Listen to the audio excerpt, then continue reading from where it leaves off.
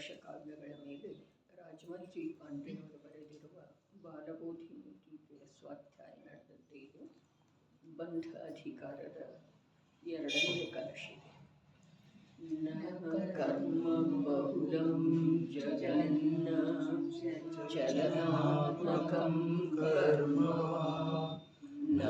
ನೈಕಕರಣಾನಿ ವಾ ಚಿರಚಿದ್ವಿಧೋ ಬಂಧಕೃತ ಯದೈಕ್ಯಂ ಉಪಯೋಗವು ಸಮವಯಾತಿ ರಾಗಾದಿಭಿಃ ಸವೇವ ಕಿಲ ಕೇವಲಂ ಭವತಿ ಬಂಧಹೇತು.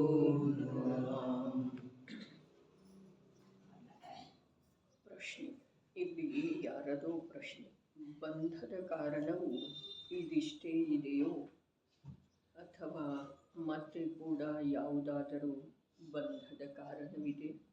ಉತ್ತರ, ಇದಿಷ್ಟೇ ಬಂಧದ ಕಾರಣವಿದೆ, ಬೇರೆಯಂತೂ ಯಾವುದೇ ಕಾರಣವಿಲ್ಲವೆಂದು ಹೇಳಿದ್ದಾರೆ. ಕರ್ಮ ಬಹುಲಂ ಜಗತ್ ನ ಬಂಧಕೃತ್ ವಾ ಚಲನಾತ್ಮಕಂ ಕರ್ಮ ನ ಬಂಧಕೃತ್ ವಾ ಅನೇಕ ಕರಣಾನಿ ನ ಬಂಧಕೃತ್ ವಾ ಚಿದಚಿದ್ವಿಧಃ ನ ಬಂಧಕೃತ್. ಜ್ಞಾನಾವರಣಾದಿ ಕರ್ಮರೂಪವಾಗಿ ಬಂಧಿಸಲು ಯೋಗ್ಯವಿರುವಂಥ ಯಾವ ಕಾರ್ಮಣ ವರ್ಗಣಗಳಿವೆ ಅವುಗಳಿಂದ 343 ಘನರಜ್ಜು ಪ್ರಮಾಣವಿರುವ ಲೋಕಾಕಾಶದ ಪ್ರದೇಶಗಳು ಘೃತಘಟದ ಹಾಗೆ ತುಂಬಿಕೊಂಡಿದೆ. ಅವು ಕೂಡ ಬಂಧದ ಕರ್ತೃವಿಲ್ಲ. ಸಮಾಧಾನವು ಈ ಪ್ರಕಾರವಿದೆ. ಯಾವ ರಾಗಾದಿ ಅಶುದ್ಧ ಪರಿಣಾಮಗಳಿವೆ ಅವುಗಳ ಅಭಾವದಲ್ಲಿ ಕಾರ್ಮಣ ವರ್ಗಣ ಮಾತ್ರದಿಂದ ಬಂಧವಾಗುತ್ತಿದ್ದರೆ ಯಾವ ಮುಕ್ತ ಜೀವರುಗಳಿದ್ದಾರೆ ಅವರಿಗೂ ಬಂಧವಾಗುತ್ತಿತ್ತು.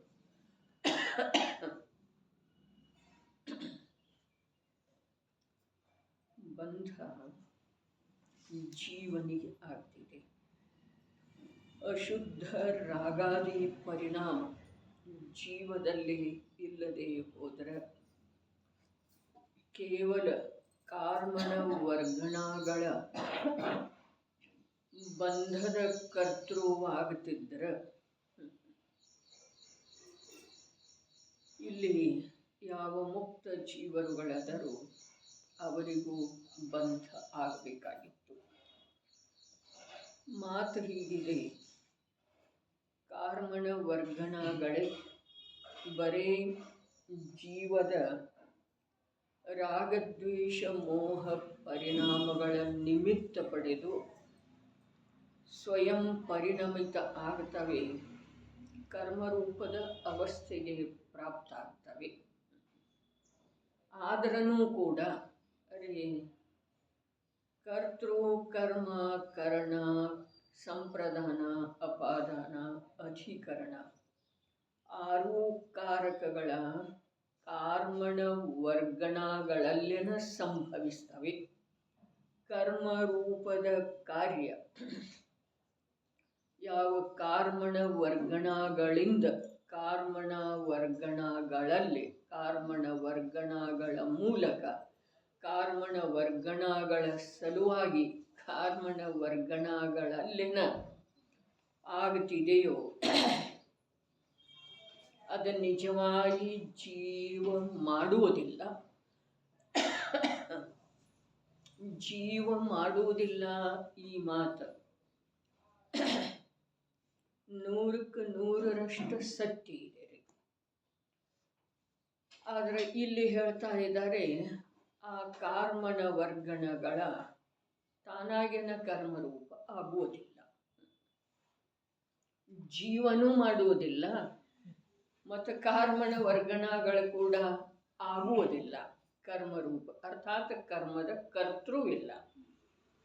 ಅರೆ ಈ ಕರ್ತೃ ಶಬ್ದ ಏನಿದೆ ಅಲ್ಲ ಈ ಕರ್ತೃ ಶಬ್ದದ ಭಾವವನ್ನು ತಿಳಿಸಿಕೊಡುವ ಸಲುವಾಗಿನ ಕರ್ತೃ ಶಬ್ದದ ಗರ್ಭದೊಳಗಿರುವಂಥ ಯಾವ ಅರ್ಥ ಇದೆ, ಯಾವ ತಾತ್ಪರ್ಯ ಇದೆ, ಅದನ್ನು ತಿಳಿಸಿಕೊಡುವ ಸಲುವಾಗಿನ ಸಮಯಸಾರ ಗ್ರಂಥಾದಿರಾಜದ ರಚನೆ ಆದದ್ದಿದೆ. ಕರ್ತೃ ಯಾರಿದ್ದಾರೆ? ಕಾರ್ಮಣ ವರ್ಗಣಗಳೇ ಕರ್ಮದ ಕರ್ತೃ ಇದ್ದಾವೆ. ಇದ ವಸ್ತು ಸ್ವರೂಪದ ಅಪೇಕ್ಷಾದಿಂದ ಸತ್ಯ ಮಾತು. ಅದರ ಮಾತು ಇಲ್ಲಿ ಜೀವದ ರಾಗದ್ವೇಷ ಮೋಹ ರೂಪದ ಯಾವ ಪರಿಣಮನ ಇದೆಯೋ ಅದನ್ನು ಹೊರತುಪಡಿಸಿ ಜ್ಞಾನಾವರಣಾದಿ ಕರ್ಮಗಳ ಬಂಧದ ಕಾರಣ ಅಲ್ಲಿ ಯಾವುದೂ ಇಲ್ಲ. ಹಾಗಾದ್ರೆ ಯಃ ಪರಿಣಮಿತಿ ಸಕರ್ತ ಅಂಥೇಳಿ ಹೇಳಿದ್ರು. ಸಂಸಾರದಲ್ಲಿನ ಕಲಶ ಬರ್ತಿದೆ. ಯಃ ಪರಿಣಮತಿ, ಯಾವುದು ಪರಿಣಮನ ಮಾಡ್ತಿದೆಯೋ ಅದುವೇ ಕರ್ತೃವಿದೆ. ಹಾಗಾದರೆ ಇಲ್ಲಿ ಜ್ಞಾನಾವರಣಾದಿ ಕರ್ಮಗಳ ಕರ್ತೃ ಲೋಕಾಕಾಶದ ತುಂಬೆಲ್ಲ ಘೃತಘಟದ ಹಾಗೆ ತುಂಬಿಕೊಂಡಿರುವಂಥ ಯಾವ ಕಾರ್ಮಣ ವರ್ಗಣಗಳಿವೆ, ಆ ಕಾರ್ಮಣ ವರ್ಗಣಗಳ ಜ್ಞಾನಾವರಣಾದಿ ಕರ್ಮದ ಕರ್ತೃ ಇಲ್ಲ. ಹಾಗಾದರೆ ಜ್ಞಾನಾವರಣಾದಿ ಕರ್ಮಗಳ ಕರ್ತೃ ಯಾರಿದ್ದಾರೆ? ಯಾವ ಜ್ಞಾನ ಸ್ವಭಾವಿ ಮೂಲ ವಸ್ತು ಇದೆ ಅಲ್ಲ, ಚೇತನಾರೂಪ ಯಾವ ಮೂಲ ವಸ್ತು ಇದೆ, ಅರೆ ಚೇತನಾರೂಪ ಜ್ಞಾನ ದರ್ಶನ ಜೀವ ಸ್ವಭಾವ ಚೇತನ, ಜೀವದ ಸ್ವಭಾವ ಚೇತನ ಇದೆ. ಹಾಗಾದ್ರೆ ಚೇತನಾರೂಪ ಯಾವ ಮೂಲ ವಸ್ತು ಇದೆ ಅಲ್ಲ, ಆ ಮೂಲ ವಸ್ತುವೇ ಜ್ಞಾನಾವರಣಾದಿ ರೂಪದಿಂದ ಪರಿಣಮಿಸ್ತಿದೆ. ಜ್ಞಾನಾವರಣ, ದರ್ಶನಾವರಣ, ಮೋಹನೀಯ, ಅಂತರಾಯ ಮೊದಲಾದ ಯಾವುದೇ ಕರ್ಮ ಜಡ ಪುದ್ಗಲ ಸ್ಕಂಧದ ಕಡೆಗೆ ಅಥವಾ ಕಾರ್ಮಣ ವರ್ಗಣಗಳ ಅವಸ್ಥೆಯ ಕಡೆಗೆ ಸಂಕೇತ ಮಾಡಿದರನೂ ಕೂಡ ಜ್ಞಾನಕ್ಕ ಆವರಣ ರೂಪದಿಂದ ಪರಿಣಮನ ಮೂಲ ವಸ್ತು ಮಾಡ್ತಿದ್ದಾರೆ. ಯಾವುದು ಚೇತನಾರೂಪ ಮೂಲ ವಸ್ತು ಇದೆಯಲ್ಲ, ಅದರದ್ದು ಯಾವ ಚೇತನ ಇದೆಯಲ್ಲ, ಆ ಚೇತನಾದ ಕಾರ್ಯ ಚೇತನಾರೂಪದಿಂದ ಆಗದೇ ಇರುವುದೇನಿದೆ, ಜ್ಞಾನದ ಮೇಲೆ ದರ್ಶನದ ಮೇಲೆ ಆವರಣ ಇದೆ.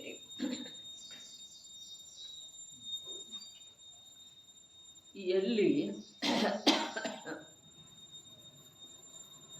ಅಷ್ಟವಿಧದ ಪುದ್ಗಲ ಕರ್ಮಗಳ ಚರ್ಚೆ ಇದೆಯೋ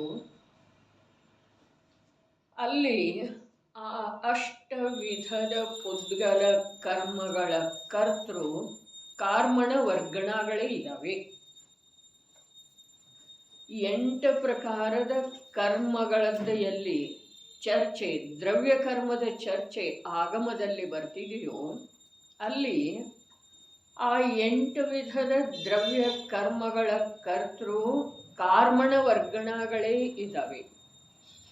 ಆದ್ರೆ ಆ ಕರ್ಮಕ್ಕೆ ಮತ್ತು ಜೀವನಿಗೆ ಯಾವ ಸಂಬಂಧನೇ ಇಲ್ಲ. ಅದನ್ನು ಇಲ್ಲಿ ಸಮಯಸಾರದೊಳಗೆ ಹೇಳ್ತಾ ಇದ್ದಾರೆ. ಸಮಯಸಾರದೊಳಗ ಅದನ್ನು ಹೇಳ್ತಾ ಇರುವೆಳೆದೊಳಗ ಸಮಯಸಾರದಲ್ಲಿ ಹೇಳುವ ಸನ್ನಿವೇಶ ಏನಿದೆ, ಬಂಧ ಅಧಿಕಾರ ಇದೆ. ಬಂಧ ಇಲ್ಲಿ ಸ್ವಲ್ಪ ಒಂದು ವಿಷಯವನ್ನು ಸ್ಪಷ್ಟ ಮಾಡಿಕೊಂಡು ಮುಂದೆ ಹೋಗೋದು. ಬಂಧ ಬಂಧ ಅರೆ ಅರೂಪಿ ಚೈತನ್ಯ ಸ್ವರೂಪಿ ಯಾವ ಮೂಲ ವಸ್ತು ಇದೆಯೋ ಆ ವಸ್ತುವಿಗೆ ಜಡ ಕಾರ್ಮಣ ವರ್ಗಣಗಳಿಂದ ಆಗಿರುವ ಕರ್ಮದ ಬಂಧ ಇದೆಯನ್ನ. ಜಡ ಕಾರ್ಮಣ ವರ್ಗಣಗಳ ಪುದ್ಗಲ ಕಾರ್ಮಣ ವರ್ಗಣಗಳಿಂದ ಆಗಿರುವಂಥ ಕಾರ್ಯರೂಪದ ಯಾವ ಕರ್ಮ ಇದೆಯೋ 8 ವಿಧದ ಕರ್ಮ, ಆ ಕರ್ಮಗಳಿಂದ ಅರೂಪಿ ಚೈತನ್ಯ ಸ್ವರೂಪದ ವಸ್ತುವಿಗೆ ಬಂಧ ಇದೆಯನ್ನ? ಇಲ್ಲ. ಜ್ಞಾನಾವರಣಾದಿ ಕರ್ಮಗಳ ಬಂಧ ಅಂಥೇಳಿ ಇಲ್ಲೇನು ಹೇಳ್ತಾ ಇದ್ದಾರೆ? ಇಲ್ಲಿ ಪುದ್ಗಲದ ಮಾತು ಇಲ್ಲ. ಇಲ್ಲಿ ಯಾವ ಜ್ಞಾನ ಪ್ರಗಟ ಇದೆ? ಅರೆ, ನಮ್ದು ಕರ್ತವ್ಯ, ನಮ್ದು ಜವಾಬ್ದಾರಿ, ನಮ್ಮ ಸಲುವಾಗಿ ಏನು ಇದೆ ಅನ್ನೋದ ನಮ್ಮ ಲಕ್ಷ್ಯದೊಳಗೆ ಬರ್ತಾ ಇಲ್ಲ.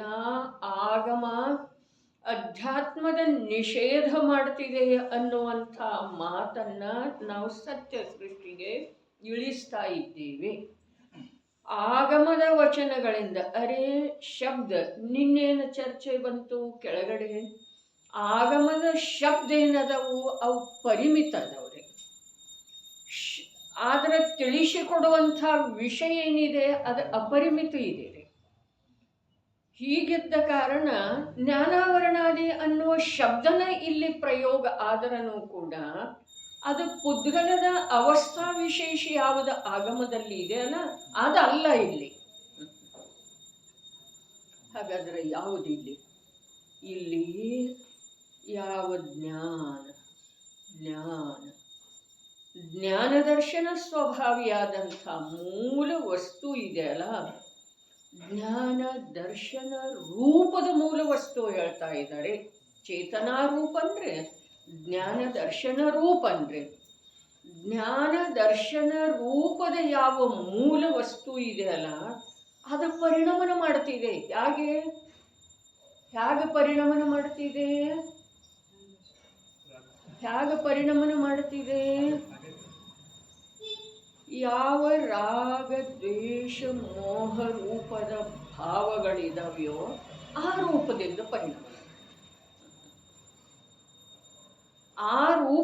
ಪರಿಣಮನ ಮಾಡ್ತಿದೆ. ಅರ್ಥಾತ್ ಅದರ ಜೊತೆಗೆ ಏಕ ಮಾತ್ರ ಆಗುವುದಿಲ್ಲ. ಏಕಾದ ನಂತರ ಆ ರೂಪದ ಅನುಭವ ಮಾಡ್ತಿದೆ. ಆ ಅನುಭವ ಏನಿದೆ ಅಲ್ಲ, ಅದು ಬಂಧ ಇದೆ. ಎಂಥ ಬಂಧ?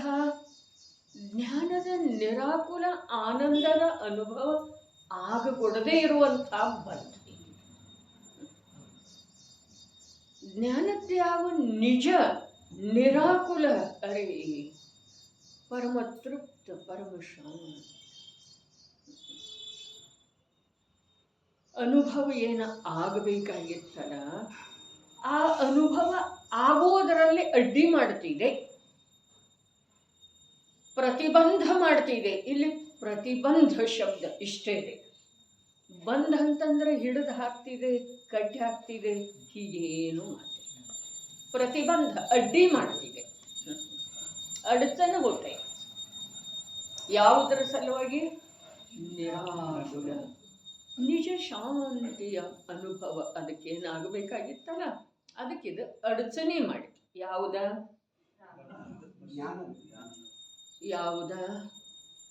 ರಾಗ ದ್ವೇಷ ಮೋಹ ರೂಪದ ಪರಿಣಾಮಗಳ ಜೊತೆಗೆ ಏಕತೆಯ ಅನುಭವ. ಅದೇನಿದೆ? ಬಂಧ ಇದೆ. ಯಾವುದರ ಬಂಧ? ಜ್ಞಾನದ ಬಂಧ. ಜ್ಞಾನಕ್ಕೆ ಪ್ರತಿಬಂಧ, ಜ್ಞಾನಕ್ಕೆ ಅಡಚಣೆ, ಜ್ಞಾನಕ್ಕೆ ಬಾಧೆ. ಜ್ಞಾನ ನಿಜವಾಗಿ ಈ ರಾಗ ದ್ವೇಷ ಅಥವಾ ಮೋಹ ರೂಪದ ಪರಿಣಾಮದ ಜೊತೆಗೆ ಏಕತೆಯ ಅನುಭವ ರೂಪದಿಂದ ಪರಿಣಮಿಸದೇ ಹೋಗಿದ್ದರೆ, ಅರ್ಥಾತ್ ಕರ್ತೃವಾಗದೇ ಹೋಗಿದ್ದರೆ ಅದಕ್ಕೆ ನಿರಾಕುಲ ಶಾಂತಿಯ ಅನುಭವ ಆಗ್ತಿತ್ತು. ಯಃ ಪರಿಣಮತಿ ಸಕರ್ತ ಆಯ್ತೇನಿಲ್ರಿ? ಇಲ್ಲಿ ಯಾವುದು ಪರಿಣಮನ ಮಾಡಿತಲ್ಲ ಅದುವೇ ಕರ್ತೃ. ಯಾವುದು ಪರಿಣಮನ ಮಾಡಿತು?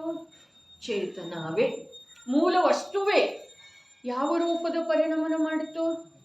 ರಾಗ ದ್ವೇಷ ಮೋಹ ರೂಪ ಪರಿಣಾಮದ ಜೊತೆಗೆ ಏಕತೆಯ ಅನುಭವ.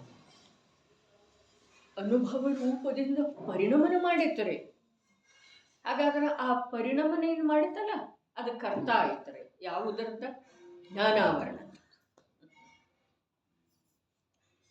ಜ್ಞಾನಾವರಣದ ಕರ್ತ ಆಯಿತು. ಯಾವುದು ಪರಿಣಮನ ಮಾಡಿತ್ತಲ್ಲ, ಯತ್ ಪರಿಣಮತಿ ಸಕರ್ಮ. ಜ್ಞಾನಾವರಣಾದಿ ಕರ್ಮಗಳ ಬಂಧದ ಕರ್ತೃ ಅದು ಒಂದನ್ನು ಹೊರತುಪಡಿಸಿ ನಿಶ್ಚಯದಿಂದ ಬೇರೆ ಯಾವುದೂ ಇಲ್ಲ. ಹೀಗೆ ಹೇಳಿದ ನಂತರ ಪ್ರಶ್ನೆ ಮಾಡಿದರೆ ಅದು ಒಂದೇ ಇದೆ ಏನ ಕರ್ತೃ, ಬೇರೆ ಯಾವುದೂ ಇಲ್ಲ ಏನ? ಅದಕ್ಕೆ ಇಲ್ಲನ ಅಂಥೇಳಿ ಹೇಳಿದರು. ಅದರದ ವಿವರಣೆ ನೀಡಿದರು. ಏನ?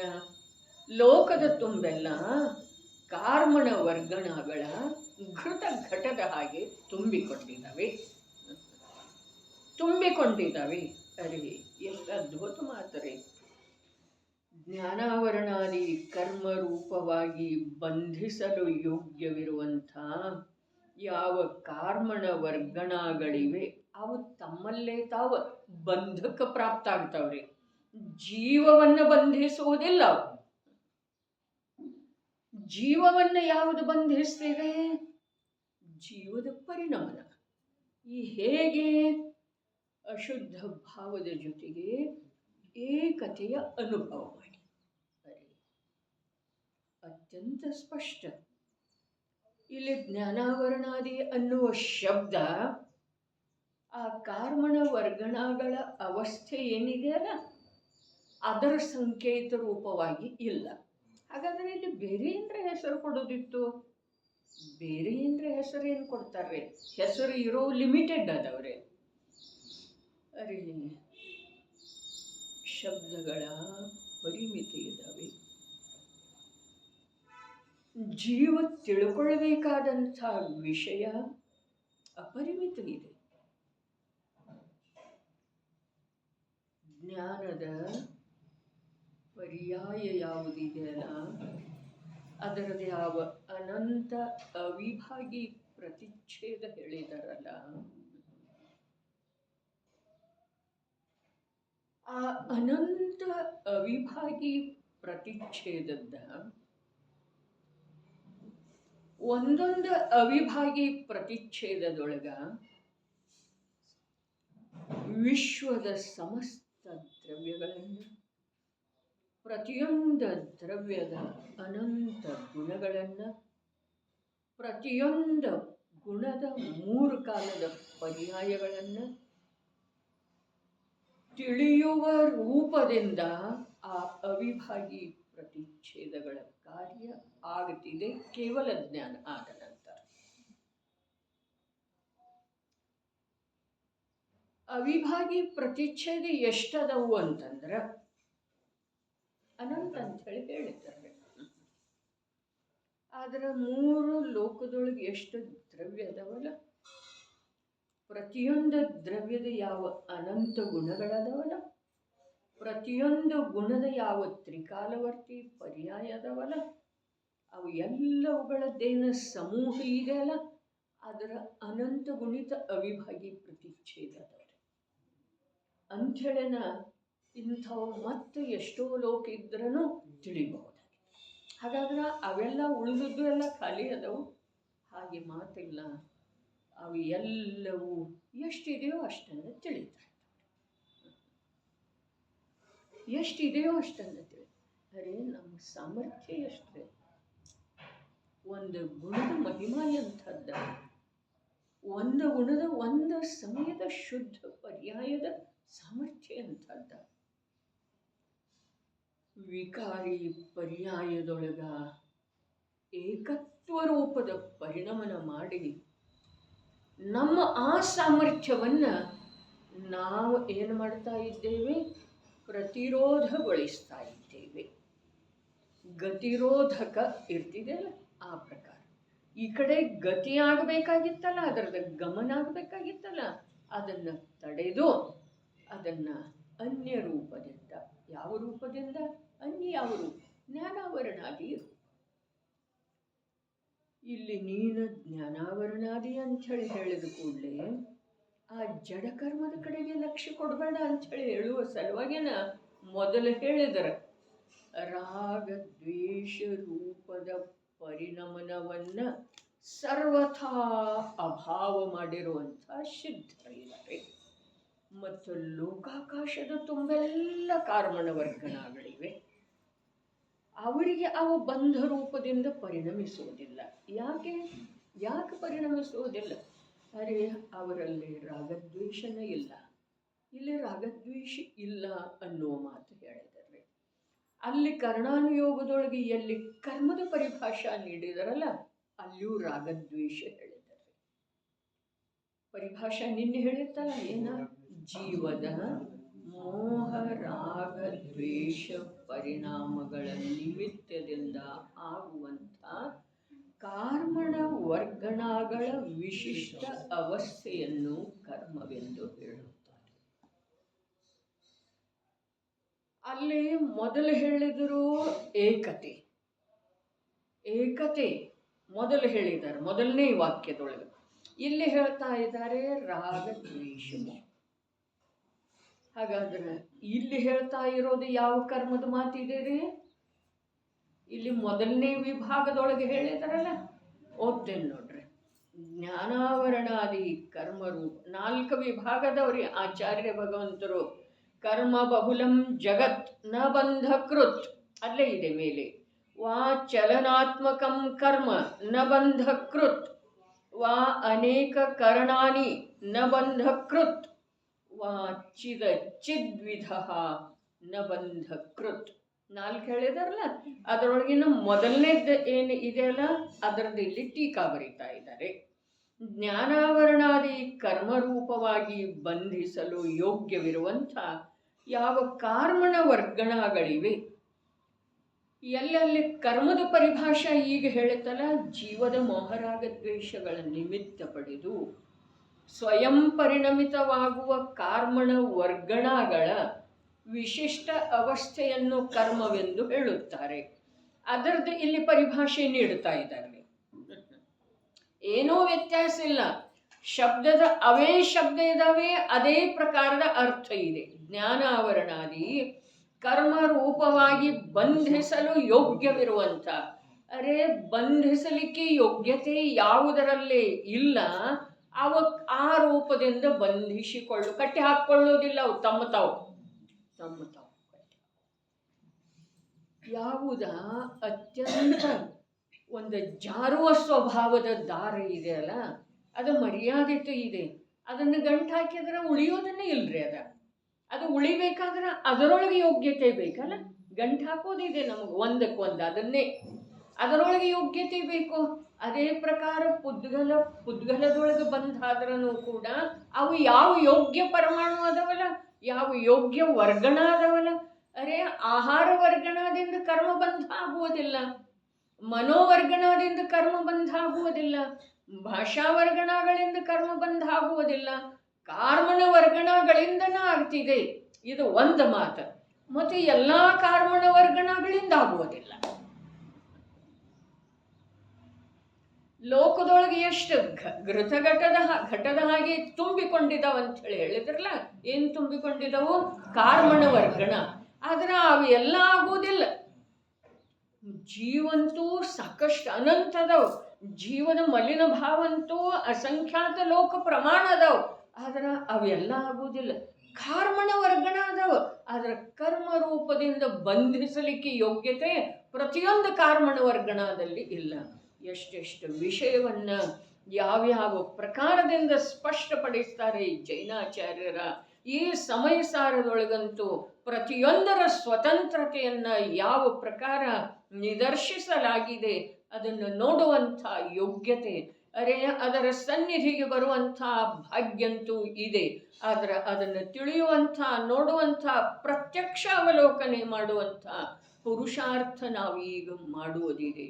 ಲೋಕಾಕಾಶದ ತುಂಬೆಲ್ಲ ಕಾರ್ಮಣ ವರ್ಗಣಗಳಿವೆ. ಅದೇ ರೀತಿ ಉಳಿದ ವಿಷಯನೂ ತಿಳ್ಕೊಳ್ಳೋದು. ಲೋಕಾಕಾಶದ ತುಂಬೆಲ್ಲ ಮನೋವರ್ಗಣಗಳಿವೆ. ನಿತ್ಯ ನಿಗೋದದ್ದು ಯಾವ ಒಂದು ರಜ್ಜು ಪ್ರಮಾಣ ಕೆಳಗಡೆ ಹೇಳಿದಾರಲ್ಲ, ಲೋಕಾಕಾಶದ ಕೆಳಭಾಗದೊಳಗ, ಅತ್ಯಂತ ಕೆಳಭಾಗದೊಳಗ, ಸಪ್ತ ನರಕಗಳಿಗಿಂತ ಕೆಳಗ ಯಾವ ನಿತ್ಯ ನಿಗೋದದ ಸ್ಥಾನ ಹೇಳಿದ್ದಾರೆ, ಅದು ಲೋಕಾಕಾಶದೊಳಗನೇ ಇದೆ. ಅಲ್ಲಿ ಮನೋವರ್ಗನ ಅದಾವ್ರಿ. ಆದ್ರೆ ಅಲ್ಲೆಲ್ಲ ನಿಗೋದಿ ಜೀವನ ಅದಾವಲ್ಲ, ಅಲ್ಲಿ ಮನೋವರ್ಗಣಗಳ ಕಾರ್ಯ ಏನು ಮಾಡ್ತಾ ಇದ್ದಾವ್ರೆ. ವಿಶ್ವದ ವ್ಯವಸ್ಥೆ ಹೇಗಿದೆ, ಯಾರು ಕರ್ತೃ? ಅರೆ, ಈ ಯಾವ 343 ಘನರಜ್ಜು ಪ್ರಮಾಣದ ಲೋಕ ಇದೆಯೋ, ಈ ಲೋಕದ ಕರ್ತೃ ಯಾರು ಇಲ್ಲ. ಲೋಕ ಭಾವನಾದೊಳಗೆ ಬರ್ತಿದೆಯಲ್ಲ, 12 ಭಾವನೆಗಳಲ್ಲಿ ಲೋಕ ಭಾವನಾ ಒಂದು ಇದೆ, ಅದರೊಳಗೆ ಬರ್ತಿದೆ.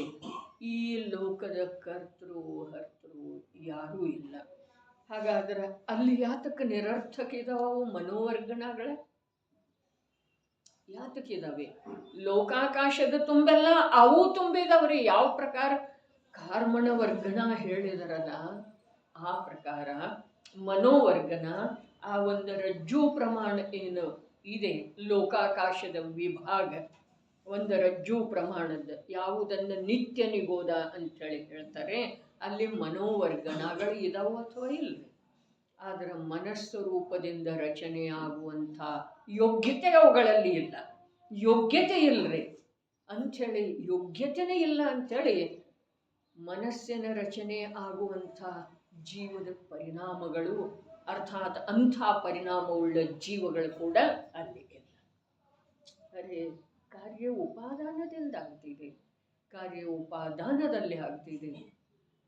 ನಿಮಿತ್ತ ಏನು ಮಾಡುವುದಿಲ್ಲ, ಅದರ ನಿಮಿತ್ತದ ಉಪಸ್ಥಿತಿಯನ್ನು ಹೇಳದೇ ಇರೋದು ಸಾಧ್ಯ ಇಲ್ಲ. ಹಾಗಾದರೆ ಇಲ್ಲಿ ಚರ್ಚೆ ಏನು ನಡೆದಿದ್ದಿದೆ, ಲೋಕಾಕಾಶದ ತುಂಬೆಲ್ಲ ಕಾರ್ಮಣ ವರ್ಗಣಗಳಿದ್ದಾವೆ. ಕರ್ಮ ಬಂಧ ಯೋಗ್ಯವಿರುವಂಥ ಕಾರ್ಮಣ ವರ್ಗಣಗಳೇನದ್ರೊಳಗೆ ಅದಾವಲ್ಲ ವಿಶಿಷ್ಟ, ಅವುಗಳಿಂದ ಕೂಡ ಬಂಧ ಆಗುವುದಿಲ್ಲ. ಎಲ್ಲ ಕಾರ್ಮಣ ವರ್ಗಣಗಳಿಂದನೂ ಆಗುವುದಿಲ್ಲ. ಯಾವ ಕರ್ಮ ಬಂಧ ರೂಪದ ಯೋಗ್ಯತೆ ಕಾರ್ಮಣ ವರ್ಗಣಗಳಲ್ಲಿ ಇದೆಯಲ್ಲ, ಅವುಗಳಿಂದಲೂ ಆಗುವುದಿಲ್ಲ. ಹಾಗಾದರೆ ಯಾವುದರಿಂದ ಆಗ್ತಿದೆ? ರಾಗ ದ್ವೇಷ ಮೋಹ ಪರಿಣಾಮ. ಅದು ಸಿದ್ಧರಲ್ಲೇ ಇಲ್ಲ. ಇಲ್ಲಿ ಐಕ್ಯತೆ ಹೇಳಿಲ್ಲ, ಮೊದಲು ಏಕತೆ ಹೇಳಿದ್ದಾರೆ, ಬಂಧದ ಸ್ವರೂಪ ಹೇಳಿದ್ದಾರೆ. ಹಾಗೆ ಇಲ್ಲಿ ಬಂದ ನಂತರ ವಿಭಾಗ ಮಾಡಿದ್ದಾರೆ. ಯಾವುದರ ವಿಭಾಗ? ನೀ ಯಾವುದನ್ನು ಜ್ಞಾನಾವರಣಾದಿ ಅಂತೇಳಿ ತಿಳಿತಾ ಇದೆಯಲ್ಲ, ಆ ಜ್ಞಾನಾವರಣಾದಿ ಉದ್ವೇಲ ಕರ್ಮಗಳದ್ದು ಬಂಧಕ್ಕ ರಾಗದ್ವೇಷಾದಿಗಳು ಬೇಕು. ಹಾಗಾದ್ರೆ ರಾಗದ್ವೇಷಾದಿಗಳು ಸಿದ್ಧರಲ್ಲೇ ಇಲ್ಲಂದ್ಮೇಲೆ ಅವು ಯೋಗ್ಯತೆ ಇದ್ರೂ ಬಂಧ ಆಗುವುದಿಲ್ಲ. ನೋಡಪ್ಪ, ಜ್ಞಾನಾವರಣಾದಿ ರೂಪದಿಂದ ಬಂಧ ಆಗುವುದಿಲ್ಲ. ಮೊದಲನೇ ಮೂಲ ಮಾತಂತೂ ಜೀವನಿಗೆ ದ್ರವ್ಯ ಕರ್ಮಗಳು ಬಂಧಿಸುವುದೇ ಇಲ್ಲ. ಜೀವ ತನ್ನ ರಾಗದ್ವೇಷ ಮೋಹದಿಂದ ಬಂಧಿಸಲ್ಪಡುವುದಿಲ್ಲ. ಆದರೆ ರಾಗದ್ವೇಷ ಮೋಹದೊಳಗೆ ಏಕತೆಯ ಅನುಭವ ರೂಪದಿಂದ ಪರಿಣಮಿಸ್ತಲ್ಲ, ಆವಾಗ ಅವನಿಗೆ ಅವನ ಜ್ಞಾನಕ್ಕೆ ಬಂಧ ಆಗ್ತಿದೆ. ಅವನಿಗೆ ಅವನ ಆ ಪರಿಣಮನದಿಂದ ಅವನ ಜ್ಞಾನಕ್ಕೆ ಬಂಧ. ನೀನು ಯಾವುದು ಜಡ ಜ್ಞಾನಾವರಣಾದಿ ತಿಳಿತಾ ಇದೆಯಲ್ಲ, ಅದು ಸಿದ್ಧರಿಗೆ ಯಾಕಾಗೋದಿಲ್ಲ ಅಂತಂದ್ರೆ ರಾಗದ್ವೇಷ ಮೋಹ ಪರಿಣಾಮ ಇಲ್ಲ.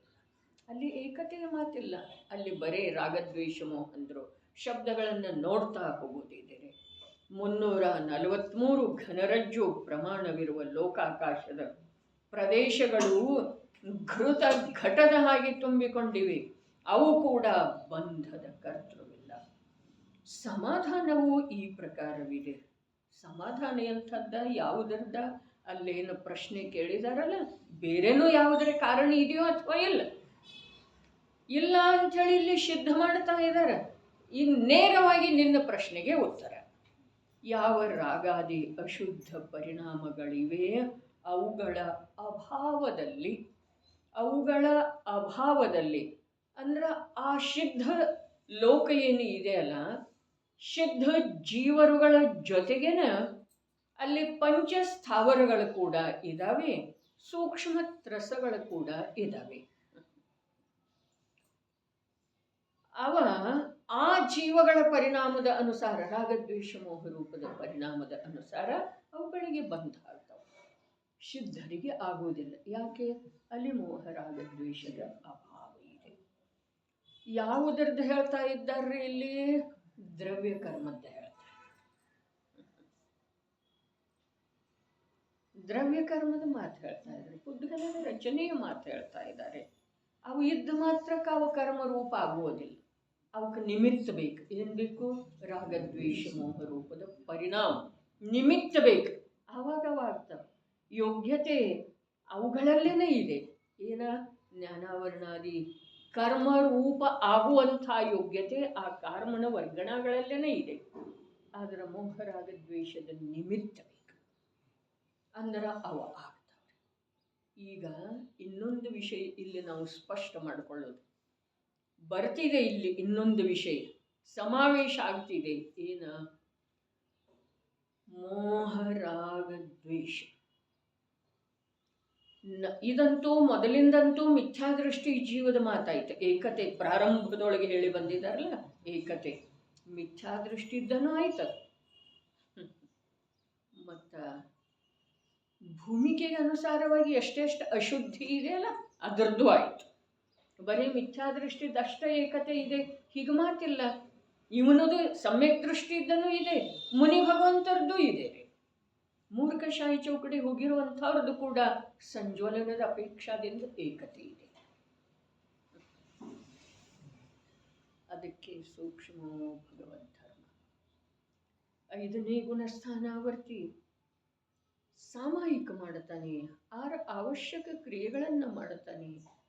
2 ಕಷಾಯಿ ಚೌಕಡಿಯ ಅಭಾವಪೂರ್ವಕ ಅವನಲ್ಲಿ ಧರ್ಮ ವರ್ತಿಸ್ತಾ ಇದೆ, ಸಾಧನೆ ಮಾಡ್ತಾ ಇದ್ದಾನೆ. ಆದರೂ ಕೂಡ 2 ಕಷಾಯ ಚೌಕಡಿಯ ಉದಯ ಏನಿದೆ ಅಲ್ಲ ಅವುಗಳ ಅಪೇಕ್ಷಾದಿಂದ ಅವನಿಗೆ ಏನಿದೆ? ಅಶುದ್ಧ ಭಾವದ ಜೊತೆಗೆ ಏಕತೆ ಇದೆ. ತಿಳಿತೇನ್ರಿ? ಏಕತೆ ಇದೆ. ಆ ಏಕತೆಯ ಕಾರಣದಿಂದ ಏನಾಗ್ತಿದೆ? ಕರ್ಮಗಳು ಬಂಧ ಆಗ್ತಿದೆನ?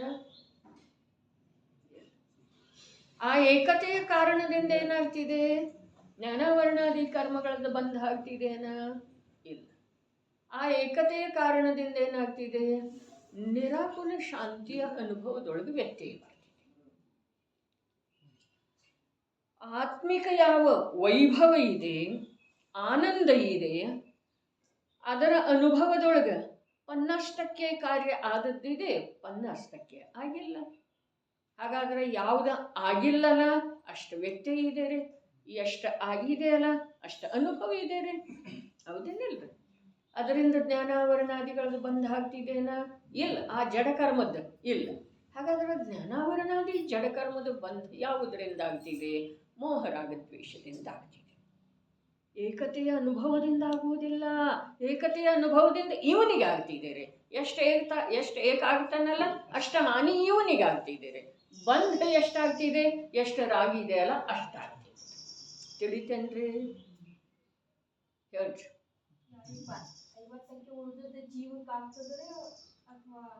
ಯಾರ್ದು ಎಷ್ಟಿದೆ ಅಷ್ಟು.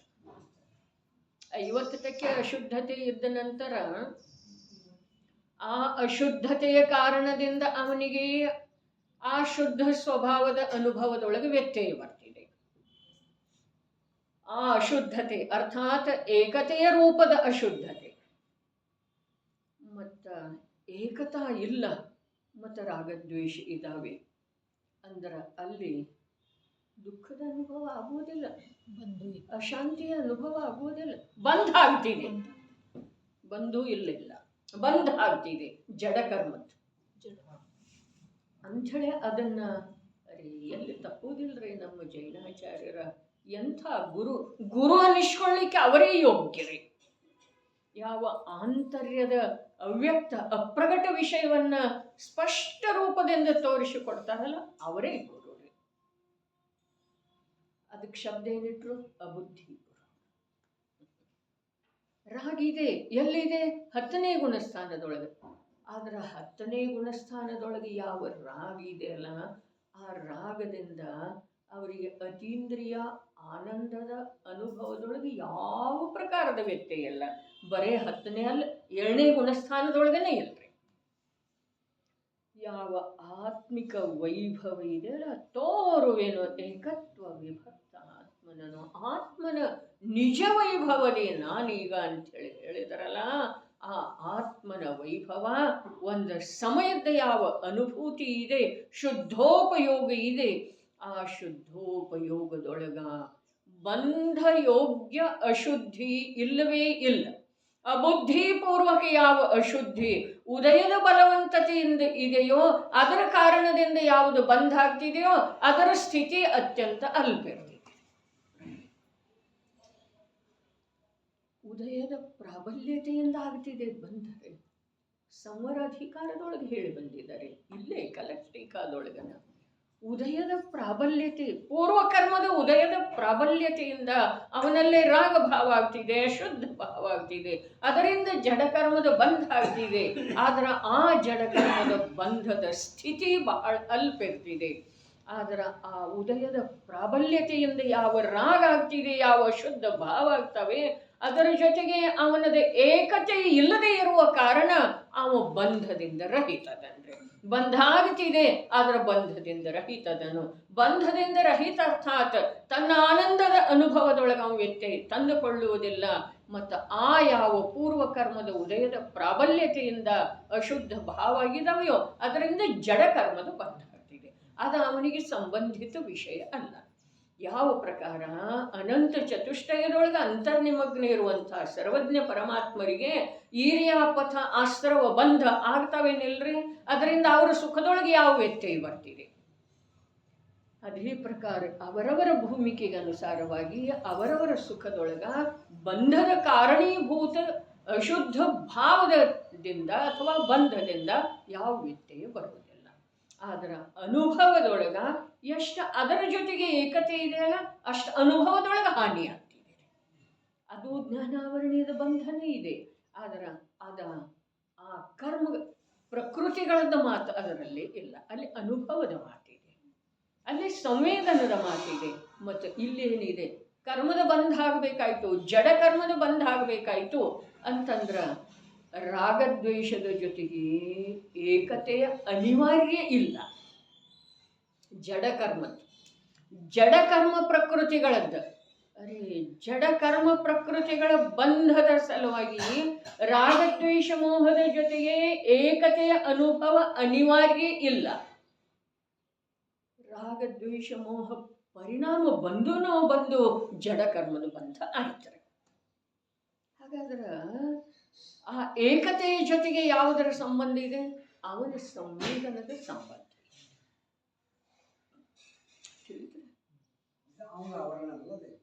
ಅದ ಅವನ ಸ್ವಭಾವಕ್ಕೆ ಆವರಣ ಇದೆ. ಜ್ಞಾನದರ್ಶನ ಸ್ವಭಾವಕ್ಕೆ ಅದ ಆವರಣ ಇದೆ. ಮತ್ತು ರಾಗದ್ವೇಷ ಮೋಹ ಏನು ಆಗ್ತವೆ ಅವು ಬೇಕಾದ್ರೆ ನೀನು ಏಕತೆ ಮಾಡಬೇಕಾದ್ರೆ ಬಿಡು. ರಾಗ ಖಂಡಿತ ಬಂಧನ ಆದರೆ ಯಾವುದಾ? ಜಡಕರ್ಮ ತಿಳಿತನ. ಕಾರ್ಮಣ ವರ್ಗಣಗಳ ಕರ್ಮರೂಪದಿಂದ ಬಂಧಿಸುವ ಸಲುವಾಗಿ ಜೀವದ ರಾಗದ್ವೇಷ ಮೋಹ ರೂಪದ ಪರಿಣಾಮಗಳ ಅವಶ್ಯಕತೆ ಇದೆ. ಆದರೆ ಆ ಬಂಧದ ಸಲುವಾಗಿ ಅವುಗಳ ಜೊತೆಗೆ ಜೀವದ ಏಕತೆಯ ಅವಶ್ಯಕತೆ ಇಲ್ಲ. ಏಕತೆಯ ಸಂಬಂಧ ಜೀವನ ಅನುಭವದ ಜೊತೆಗೆ ಇದೆ, ಸುಖ ದುಃಖದ ಜೊತೆಗೆ ಇದೆ, ಆಕುಲ ವ್ಯಾಕುಲತೆಯ ಜೊತೆಗೆ ಇದೆ.